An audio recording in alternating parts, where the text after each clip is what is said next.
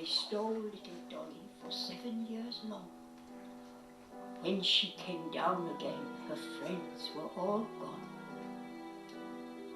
They took her lightly back, between the night and the morrow. They thought she was fast asleep,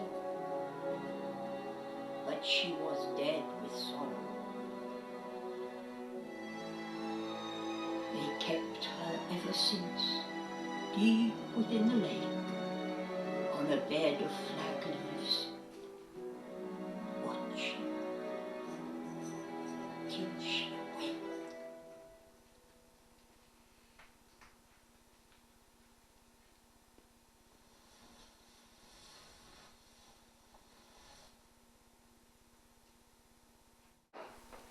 Lovely. Thanks very much. If Sam Cronin and Alex Stone would like to come down to the stage, please.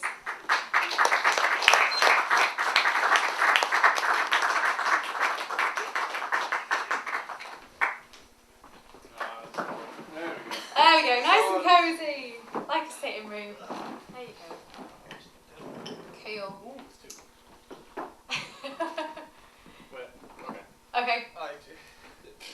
I'll show it to myself. Nice. Hi, welcome. Thank you for bringing your film finally to Kino. Really nice to see it. I guess I don't know what to say. It's an incredible film. It's a long film. That's a start. There's a lot to talk about. It's longer than the ones we've had on so far, but Yeah. it's its own fantastical story world. It's really, really beautiful. So really well done with it. So you worked with Kevin O'Connor to write the script. What was it about the script in particular that made you want to work with it? I guess I can start with what made me want to make a film like this. So I saw Pan's Labyrinth straight off the bat, and I knew I had to think of a third-year film for university because it was a student. It's not a student film. We have this debate all the time. It's a student film, people. It's not. Anyways, it just happened that he made it in the last year of university. He's the only student who worked on it. Anyways, basically I had to think of an idea for a third-year film, my graduation film, and I saw Pan's Labyrinth, and I thought I got to make something like this because I adore that film. And basically, I talked with Kev, the writer, and I've known him for a couple of years, and basically we worked on stuff before. And he was talking to me about like a folklore tale in Preston called, I think it was Dorothy Bannister, literally word for word. It's like it's a spirit that haunts on this place called Winter Hill. He goes, oh, we could do something cool with that, like, you know, Pan's Labyrinth like that. And he was talking about stuff like, you know, she goes up the she's called the Bannister Dawn. She goes and she creeps up the stairs, and you know, when you look away, she disappears, and when you look back, she's, you know, close and stuff like that. We talked about all stuff like that.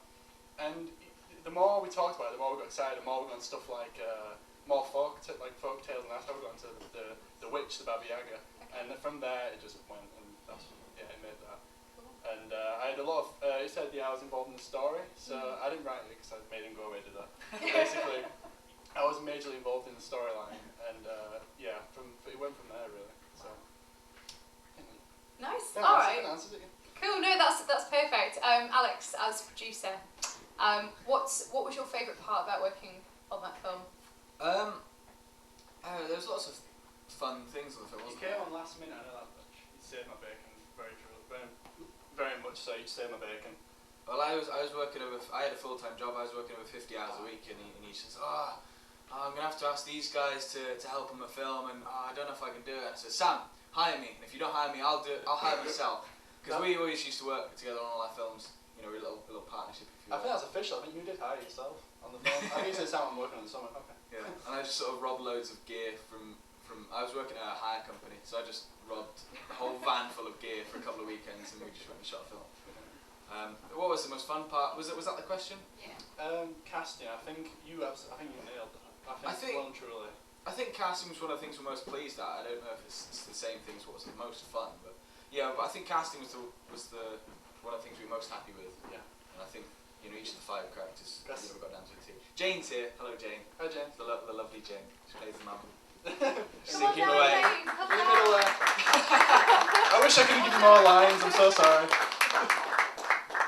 But no, if you see the film, like you see how many parts there is in it and how it was tricky. I mean, straight off the bat, the 13-year-old girl and the gran who has to have that really thick accent. I was like, I am in for a hard time here. And so we looked at how long did it take us to find the cast. I think the gran took us a little while. Hannah, who plays June, she's a really great young actress. We'd worked with her previously. I'd found her on a previous short film about a year before that, wasn't it? So we'd worked with her briefly on then, and as soon as Sam sent me the script, and I read, it says, June, a 13-year-old girl, that Hannah was the first thing that popped into my head. As soon as I read the script, I sent it off to her, and she wanted to do it. As soon as she came on board, I was like, the film can happen now. Like, before that I was like, oh god, it's not going to happen. Then as soon as she got cast, I was like, it can happen now. Yeah, kid actors are, she was tough to great. cast. She was great. You saw at the end, it said, how many miles was it? Like 1226 as a mum, because they live over in Lincoln, and we shot over three weekends. Yeah. So she's driving backwards and forwards every day. I think it's 6 days in total shoot. So you want to ask more questions? No, We're shooting all over the northwest, so she's driving all over the place. So That's props to her amazing. mum, Lisa. Oh yeah, God. Hence the credit at the end for the Yeah, I thought it was special. 12, 26 miles. Wow. Nice one. So when you were sourcing your location, so you're talking about Winter Hill, and it's an old Preston hotel. Where specifically was the forest? Is that Winter Hill? No, that was. I think was that real? That's not real. I don't know. You and Kev were. There's a big signal tower called Winter Hill, but I don't know if it's. The forest was. It's in Lancashire somewhere. I can't remember what the name of the woods is. I sort of wandered around there and scouted there before for another short film. So when it came to forest, we looked around. The beach was shot on Formby Beach, and we did some scouting for woods there. We thought it would be good to get the two locations in the one place, or the two scenes in one place. But it wasn't a very good woods, was it? The woods, I don't know, I was quite happy with them. Like, I'm going against now, but to be fair, I was in a position where I didn't have anything, so when he said, oh, I've got these woods for you, I was like, these are amazing. So yeah, I just remembered that we shot there before, and we took a wander up there, and he said, yeah, this is it, let's do it. Actually, to be fair, I hate both locations. This is the one reason I had to take a door there. And that door was real, yeah. and a really quick story where it was the woods. The entrance you see is on top of a hill. That's not in shot, and I think you were up there with Hannah and Lisa. Yeah. And it was running late. My dad was delivering the door. He made the door, and he brought it to us. And he got lost, so he basically I think he put us about an hour behind. And I was like, okay, I've got to get the door. I've got to get to location. So I got the door, pulled the frame, and put the door itself on my head, and just went like I think it was about roughly a mile walk, and I went up this hill, wide. Because I just had no oxygen left in me, and I remember you talking to Hannah and her mum about lenses, and you couldn't see me, and I was like out of breath. I was just geeking out about cameras. Yeah, with this big door on my head.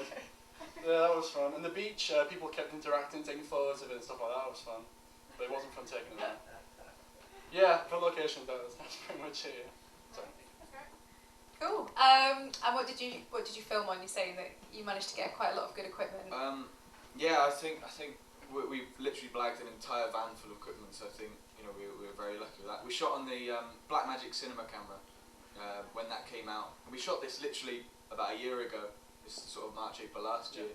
That was one of the first cameras in the country, because the hire company I was working for, they'd had a pre-order since it was announced. So we got that as soon as before half the people who put pre-orders in had it. So we were very lucky in that regard. So we shot on the Blackmagic camera. Obviously the newer ones are out since then, but we got very lucky, I think. Yeah. To say we shot that as soon as it was all free. So yeah, we got very lucky with that magic. And the slow-mo stuff was with the FS700. That was fun. Yeah, that was really fun. Okay, cool. And in post-production, how long did it all take? Because I love kind of the little fireflies that were going through the forest. And how did you do the leaves going through the door? I know for me, I'm quite a simpleton. I don't know how that kind of thing we did would it work. for real. Right, I'll say this as quickly as possible, because this was a few, I think, a month or two of work, solid on edit. The hardest was the beach. Like in the beach scene, all the sky is replaced, and I had to mask around. Hannah and Mr. McClear is there as well, and that took the longest. But the leaves, we went for Evil Dead as best we could, and I didn't know how that was going to work out. But we thought it'd be a good scene to do sort of for real, instead of just doing it digitally. Oh yeah, the reverse. We did a reverse bit at the end where it all goes back under. Yeah. We mixed like 3 shots into one to make it seem like that was no post work roughly there. I don't think there's any post work. Not much. And then maybe 1 or 2 leaves at the front. Yeah. But most of that was for real, just reversed and combined shots. Yeah, we just wanted to do some old school horror effects. So we just sort of crammed loads of dirt and twigs and leaves under the door, and then used was it a leaf blower We used a leaf blower to blow it through from the other side. Yeah. You know, it didn't quite work, so we had to sort of force it through. Yeah. And like I say, it was a total of about 3 different shots. Some of them were from underneath the door, some were placed in front so they could blow up a bit more. And then going back through was just again in reverse. We placed them all out in the room and then blew them towards the door and that kind of stuff. Leaf blower. To be fair, I've been using that since I was 17 to basically hide, do tricks in post. But it's my favourite little tool. Well, we're going to use it for the witch scene at the end. You know, when our hair and stuff is blowing, and we realised we couldn't record any dialogue with the leaf blower going. Yeah, it's loud. And we were wondering what we could do in the end, and we just got a clipboard and started fanning it like this. Both sides. Margaret, I don't know how she did it. I don't know how she kept a straight face because we're like, oh god, the things we pulled off. Oh my god. Yeah. Wow, cool. Are there any questions from the audience? I'm sure there's gonna be one about the pretty pervy line. Oh no. Yep, you said. Let's not gloss over it. Saying with regards to the door, because you said about the location completely different from the beach that you used to Woods and Cornby, but actually used it in Woods, Lancashire. Yeah. Was there anything on the actual script that you was actually right, but you had to change creatively because of the obstructions or obstacles throughout location or throughout any props or casting issues? The grand bedroom, I admittedly pictured that a lot different. The door, surprisingly, I thought that was going to be the hardest thing to do, changing locations and making it look good. But that came out better than I thought. It's the grand room, I wanted that to be a lot more creepier. And we pumped loads in a haze machine, we tried to do set decoration, but it just didn't come out on camera for me. Creatively, through the script to the production, that's the only thing that suffered for me. The door thing, thankfully, was good. Yeah, I think the door, I think that the for me beach and anyway. forest, they're all straight out of the script. We didn't have to change anything in that. Yeah. The one thing I think we've said we do regret, if we went back there or did it again or whatever, is that the line where the Grand says where water meets land, where we placed the door in the forest, it'd been raining the day before and it was actually in like a pool of water. You can only just about see it in one of the wide shots. But Hannah, she always came up with these ingenious little, things to add. Yeah, she told me parts of the script that I forgot about sometimes, I felt really bad. She, I think we'd already shot it, but she goes, oh, where water meets land, so there's all this water coming through from under the door, how it looked. And I think had we done that again, we would have added in that line. Yeah, so a nice close-up and look cool. Yeah, where she says, oh, where water meets land, and had a close-up of her feet in the puddle sort of thing, but we didn't do that. But yeah, she was coming up with all sorts of things. There were the name June on the boat. Oh yeah, really quick to tell a story as well. On the boat you see like I don't know how to describe it, a wooden title, a plaque, there you go, saying June.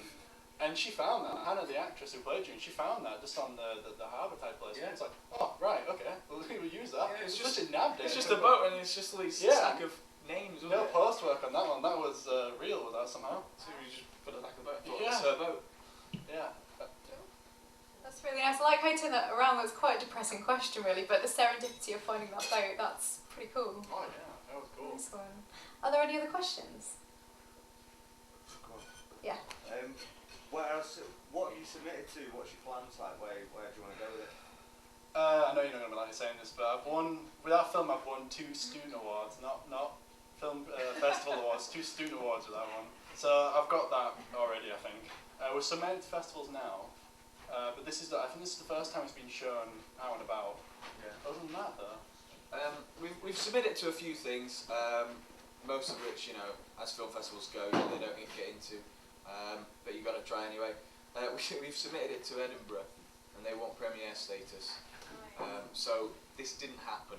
We haven't shown it to anyone. Yeah, we've submitted to a few things. Waiting to hear back from some others. We're going to keep submitting into a few more things, planned later on in the year. Just see what happens, really. Cool. If you want to show it at the Kino Film Festival, feel free. We've entered that one as well, actually. Get in. Hey, nice one. Are there any other questions? Yeah. I really like the film and I think you've done a great job. Oh, thank you. My question is about the budget. Did you fund it yourself or did you have... Yeah, our own pockets. Yeah. Oh, okay. That was fun. Bitter about that one. Yeah. It was She's always on. £1,500, I think we made it on. Split between the two of us. Was it? Yeah, £700 or £800 each. Yeah, where did the money mostly go to? It was mostly to travel. Catering and expenses. Yeah. We shot for 3 weekends, but it was just the amount of people, amount of cast and crew had to come along. massive crew, but the cast was quite a few people travelling from so far, so that's where the money went to really, but yeah, 1,500 roughly. So yeah, self-funded. Yeah, fun times, yeah.